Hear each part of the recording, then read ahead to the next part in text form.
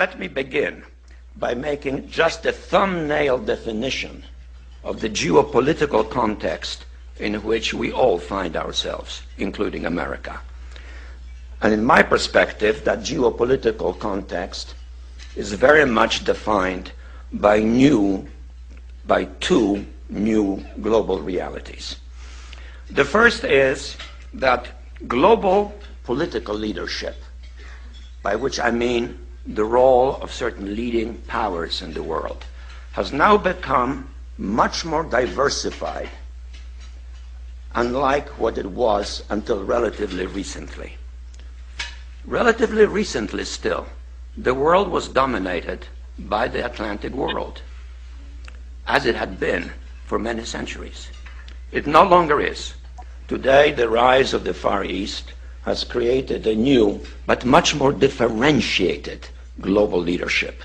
One which, in a nutshell, involves, if one can hazard, an arbitrary list of the primary players in the world scene: the United States, clearly, maybe next to it, but maybe the European Union. I say maybe because it is not yet a political entity. Certainly, increasingly so, and visibly so, China.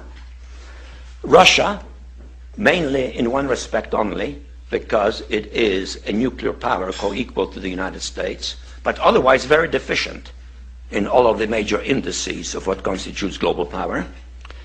Behind Russia, perhaps individually, but to a much lesser extent, Germany, France, Great Britain, Japan, certainly, although it does not have a politically assertive posture. India is rising.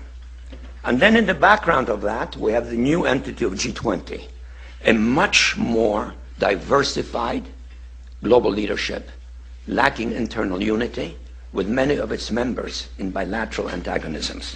That makes the context much more complicated. The other major change in international affairs is that for the first time in all of human history,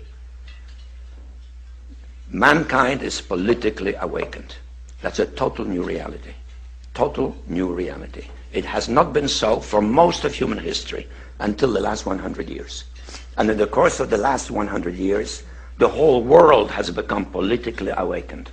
And no matter where you go, politics is a matter of social engagement, and most people know what is generally going on in the world, and are consciously aware of global iniquities, inequalities, lack of respect, exploitation. Mankind is now politically awakened and stirring. The combination of the two, a diversified global leadership, politically awakened masses, makes a much more difficult context for any major power, including currently the leading world power, the United States. I really enjoyed your presentation, but I'm wondering, how would you rate the United Nations in helping solve some of the geopolitical problems we've had? Some people say they're not adding a lot of solutions, and some people even suggest we should have another organization internationally that can do the job that the United Nations should be doing. And even people are talking about one world governments. I mean, how do you view the UN right now? Well, there should be such an organization. The word "should" implies that there is a kind of moral imperative or need for it. But it doesn't exist. Why doesn't it exist? Because we don't have a situation in which there is a concentrated source of power that has universal reach. Not even America has that. So the United Nations functions well in areas in which it is possible to generate consensus. And that deals usually with elements pertaining to human suffering, or to well-being, or to health.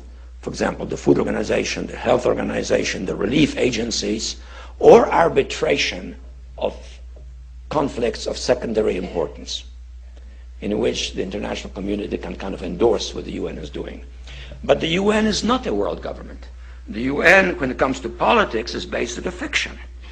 Namely, 190 states which are members, each of which is co-equal with the others, except for the 5 that have the veto right in the Security Council. So it is an organization which reflects the ongoing diversity of the world. And I think we have, as a consequence, we have to realize that real solutions to political problems, to political conflicts, come from those entities that have power and have the willingness or the ability to coalesce or get stymied in the process or even go into conflict.